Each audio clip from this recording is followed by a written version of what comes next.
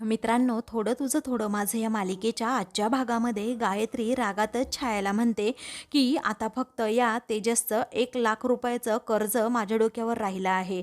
मग आता तो तेही कसंही रणजितकडून उकळेल आणि मला देऊन टाकेल. मग मी काय करायचं? असं म्हणून ती खूपच चिडते. त्याचवेळी आता हा विनोद तरी माहिती काढून कधी यायचा काय माहीत, असं म्हणून ती आता चिडते. त्याचवेळी आता तो विनोद तेथे येतो आणि म्हणतो, आलो आहे मी, आलो आहे, नका काळजी करू. तेव्हा पटकन बोल, असं आता गायत्री म्हणते. त्यावेळी रजनी जहागीरदारचा एकुलता एक मुलगा आणि ते किती करोडपती आहेत तुम्हाला तर माहीतच आहे. त्यावेळी पुढे बोला ना, ते तर आम्हाला माहिती आहे, पत्रिका वाचून समजलं, असं छाया म्हणते. त्यावेळी तो म्हणतो, गप्प बसतेस का जरा, मी काय म्हणतोय ना ते ऐकून घे, असं म्हणून तो तिला गप्प करतो आणि म्हणतो. त्यानंतर विनोद पुढे सांगू लागतो की या तेजसला समजलं की रणजित जहागीरदार हा खूप श्रीमंत माणूस आहे आणि त्याला मानसी खूप आवडते. तेव्हा छाया विचारते, मला तर काही समजलं नाही, नक्की काय बोलताय ना तुम्ही, काय चाललंय काय तुमचं? मग आता तो म्हणतो, थांब, तुझ्या रिकाम्या डोक्यात लगेच घुसणार नाही, असं म्हणून आता तो सांगतो.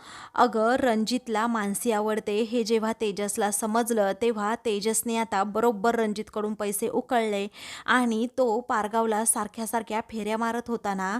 मग त्या फेऱ्या कशासाठी मारत होता? रणजितचं आणि मानसीचं लग्न जुळवून देण्यासाठी. तेव्हा हो, असं आता लगेच छाया आणि गायत्री म्हणतात. पुढे काय बोल पटकन. त्यानंतर तेजसने काय केलं की मानसीशी ओळख वाढवली आणि संपतराव सणसांबरोबर सुद्धा. आता संपतराव सणस म्हणजे कोण? मानसीचे वडील. तेव्हा छाया मध्ये मध्ये प्रश्न विचारत असते. ते पाहून आता विनोदला खूपच राग येतो. तेव्हा तो म्हणतो, गप्प बस, तू काहीही मध्ये बोलू नकोस आता. तर विनोद आता स्पष्टपणेच त्या दोघींनाही सांगतो, कसं आहे ना, रणजित आणि मानसीचं लग्न लावून देण्यासाठी तेजसने बरोबर त्याच्याकडून आता पैसे उकळायला सुरुवात केली आहे आणि तुमचे पैसे फेडणार आहे. तेव्हा गायत्री म्हणते, एवढं साधं सिंपल आहे ते सांग ना. आता मी बघतेच या दोघांचं लग्न कसं होतं आणि तेजसला पैसे कसे मिळतात ते, असं म्हणून ती गालातल्या गालात हसते. तर आता इकडे तेजस हा आता आपल्या घरीच मानसी, तिची आई आणि निधीला घेऊन येत. त्यावेळी आता तो हळूहळू म्हणतो की या.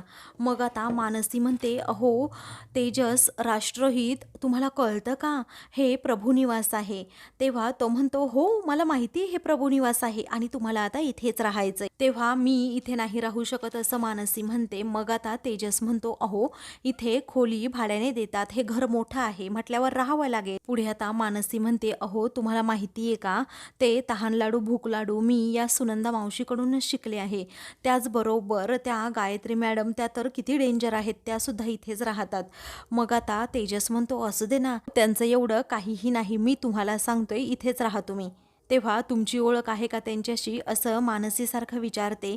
मग आता तेजस काहीही बोलत नाही. तेवढ्यातच सुनंदा आता बाहेर येते आणि म्हणते, मानसी तू इथे कशी? तेव्हा तेजस आता खूपच घाबरतो आणि म्हणतो, अगं आई, हे आहेत मानसी आणि त्यांची आई आणि त्यांची बहीण इथे घर भाड्याने देतात ना, म्हणून मी त्यांना इकडे घेऊन आलोय. मग आता सुनंदा विचारते, अरे ते इथे कसे राहणार, तुला कळतं का तेजस? मग आता मानसी म्हणते, सॉरी हा सुनंदा मावशी, असं म्हणून ती तेजसला म्हणते, राष्ट्रहित तुम्हाला ना काही समजतच नाही. अहो यांचं घर आहे ना, यांना विचारायला काही जमतं की नाही तुम्हाला? मग आता त्याला काही विचारायचंय, तो या घरचाच आहे, तो मुलगा आहे माझा, असं सुनंदा म्हणते. त्यावेळी मानसीला धक्का बसतो. तर संपदा म्हणते, कशी मज्जा आहे ना, यांना राष्ट्रहितांना पाहिल्यानंतर सर्वांना असं वाटतं की तो आपलाच मुलगा आहे. त्यावेळी सुनंदा म्हणते, तसं नाही आहे, तो माझ्या पोटचा मुलगा आहे, तो माझा सख्खा मुलगा आहे. मग आता असं म्हटल्यावर मानसी तेजसकडे पाहतच राहते. आता तेजसची इथे पोलखोल होते. मानसीला सगळा याचा इतिहास समजतो. मग आता तेजस म्हणतो, ही माझी आई, मी तिचा मुलगा, असं म्हणून तो खूप गमती जमती करत असतो आणि जरा सिरियस जे वातावरण असतं ना, तो ते नॉर्मल करतो. मग आता तेजस म्हणतो की हो, माझी आईच आहे ही. मानसीला आता सत्य समजलेलं असतं. मग आता ती म्हणते. तेव्हा मानसी विचारते, स्वातंत्र्य सूर्य दिनकर प्रभू हे कोण तुमचे? त्यावेळी ते माझे पंजोबा असल्याचं तेजस सांगतो. तेव्हा आता मानसी सगळा त्यांचा इतिहास सांगते. तेव्हा माझे ते बाबा, माझे वडील आणि ही माझी सरप्राईज फोडणारी आई असं आता तेजस म्हणतो आणि सुनंदाजवळ जातो. त्यानंतर आता मानसी विचारते, गायत्री मॅडम कोण आहेत तुमच्या? तेव्हा तो पटकन म्हणून जातो, ती कैदाशीन. त्यावेळी आता तो गडबडतो आणि म्हणतो, नाही, मोठ्या भावाची ती बायको आहे. त्यानंतर आता तुम्ही कोण आहात असं मानसी विचारते.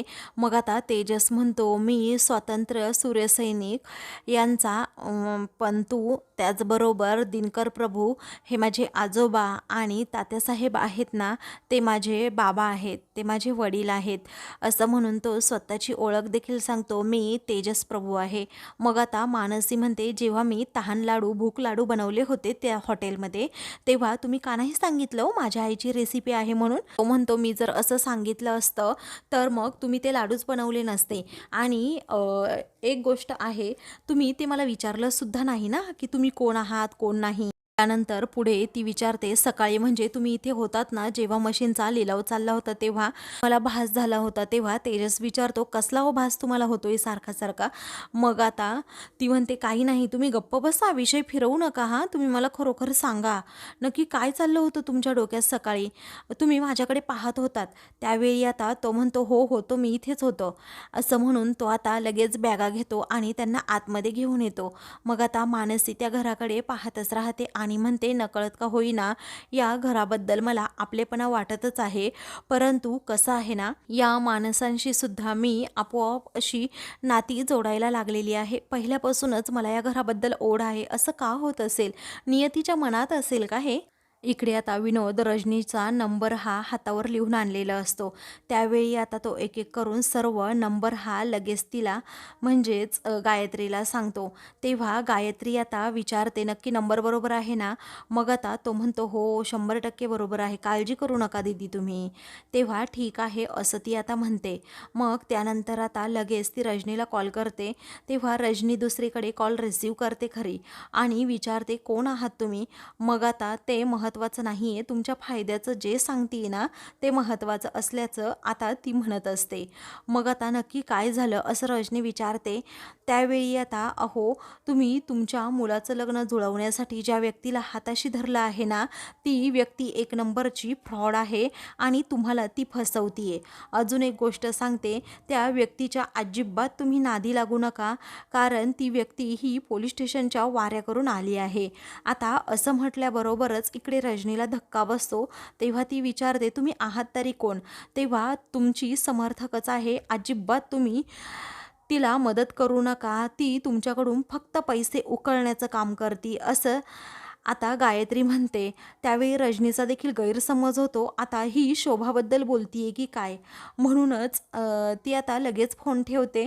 मग आता रजनीला समजतं की शोभा ही फ्रॉड आहे, तेजसचं नाव यामध्ये कुठेच येत नाही, त्यामुळे आता तेजस हा सेफ होतो. आता खरं तर गायत्री ही तेजसबद्दल सांगत असते, परंतु आता रजनीने ज्या बाईला अपॉइंट केलेलं असतं मानसी आणि रणजितचं लग्न व्हावं यासाठी, ती बाई शोभा असते. आता तेजस आता या तिघींनाही रूममध्ये घेऊन येतो. त्यावेळी आता निधी म्हणते, रूम जरा बारीकच आहे. तेजस म्हणतो, 2-3 दिवसांचा तर प्रश्न आहे, तुम्हाला मोठी रूम नक्कीच मिळेल कुठेतरी, आपण करू व्यवस्था काहीतरी असं म्हणून आता तो तिला विचारतो की रूम बरी आहे ना तशी? तेव्हा ती म्हणते, अहो खूप छान आहे, खरंच मला आवडली ही रूम असं म्हणून ती अगोदर पांडुरंगाचं दर्शन घेते आणि म्हणते की खरंच अहोराष्ट्रहित तुम्ही मदत केली म्हणून झालं, बाकी काय. त्यावेळी तो म्हणतो, असे आभार मानायचे नाहीत हा सारखे सारखे, नाहीतर मग बघा मी तुम्हाला मदत करणार नाही, तुम्ही मला पर्क करून टाक. ती म्हणते, अहो तसं नाही आहे, तुम्ही समजून घ्या जरा. त्यानंतर आता तेजस म्हणतो की मी जातो हा बाहेर जरा, आता अंगणच माझं घर आहे. त्यावेळी संपदा विचारते, म्हणजे? तेव्हा तेजस आता त्यांना काहीही सांगत नाही. तो अंगणामध्ये इथे मला खूप छान वाटतं राहायला, मी आतमध्ये नाही राहत एवढं असं म्हणून तो बाहेर येतो आणि सुनंदाला म्हणतो की आई यांच्यासाठी जरा चहा ठेवतेस का गं? त्यावेळी ती म्हणते, हो ठेवते रे चहा, पण तू हे काय केलं तेजस, मला तर काही कळतच नाही. तो विचारतो, काय झालं आई आता? मग आता ती म्हणते, अरे गायत्रीला न विचारता तू त्यांना इथे घेऊन आलास, आता गायत्री बोलली म्हणजे काही? त्यावेळी आता फक्त 2-3 दिवसांचा प्रश्न आहे असं तो म्हणतो. इकडे आता गायत्री म्हणते की आता तेजसची चांगलीच वाट लागणार आहे, म्हणजे तेजसचे जे हितचिंतक आहेत ना त्या हितचिंतकांना सांगून मी त्याचा लॉस करणार आहे, परंतु यामध्ये माझाच फायदा आहे असं म्हणून ती आता हसते. तर आता दुसरीकडे सुनंदा म्हणते, तेजस तू काय केलंय, तुझं तुला समजतं का? तू यांना घरात आणण्या अगोदर गायत्रीची परमिशन घ्यायची होती, कारण गायत्री कशी आहे तुला माहीत आहे ना. तो म्हणतो, गायत्री वहिनींना मी समजावेल, परंतु राहू दे त्यांना इथे. तेव्हा मानसी आता सगळं बोलणं ऐकते आणि म्हणते, सुनंदा मावशी सॉरी हां, आम्ही उगीच तुम्हाला त्रास दिला असं म्हणून ती लगेच आतमध्ये जाते. त्यावेळी तेजस देखील आता तिच्या पाठोपाठ जातो.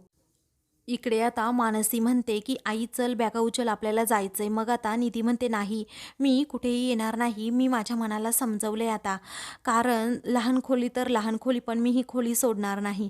त्यावेळी आता मानसी म्हणते, नाही हे बघ आपल्यालाही स्वाभिमान आहे की नाही जरा, मग कारण आपल्यामुळे इथे घरात भांडणं झालेली चालणार आहे काय आपल्याला. तेव्हा संपदा म्हणते, नाही ना बाळा.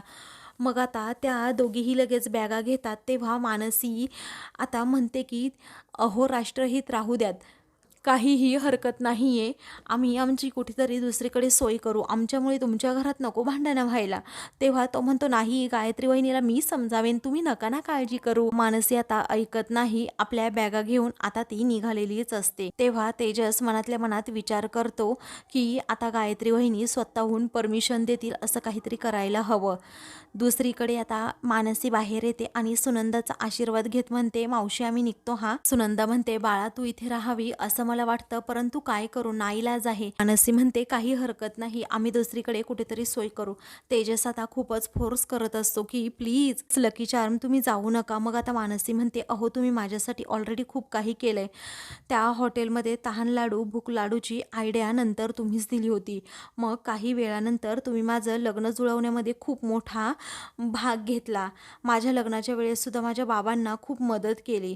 माझ्या बाबांचे तर तुम्ही अगदी आदर्शच होता हे म्हणायला हरकत नाही.